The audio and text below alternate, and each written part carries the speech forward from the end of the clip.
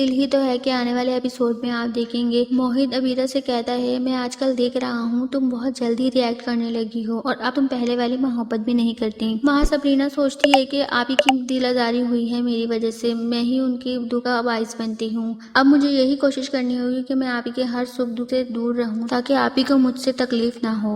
दूसरी तरफ शानजे कुलसुम बेगम से कहती है कि मैं कभी भी सबरीना को अपनी जगह नहीं लेने दूंगी। कुलसुम बेगम कहती हैं कि अगर तुम चाहती हो कि तुम्हारी जगह सबरीना ना ले, तुम वाकई मोहब्बत करती हो सरमद से, तुम्हें अपनी मोहब्बत का इम्तिहान देना होगा, तुम्हें स्टैंड लेना होगा, तुम्हें लड़ना होगा। शानजे कहती है मामा मैं पीछे हटने वालों में से बिल्कुल भी नहीं हूँ। दूसरी तरफ अबीरा कहती है कि ऐसे भी कौन से ख्वाब के पड़ लगे हुए हैं सबरीना में जो कोई लड़का उसको देख के उसके ऊपर मर मिटे। वहीं अबीरा की माँ अबीरा से कहती है कि तुम्हारे दिल की बदसूरती देखकर ना तुम्हारे इर्द गिर्द के लोगों को अंदाजा हो रहा है कि तुम क्या चाह रही हो। अबीरा कहती है कि कमजोर जो माँ होती है ना वो अपने बेटों की शादी उनकी पसंद से ही करती हैं।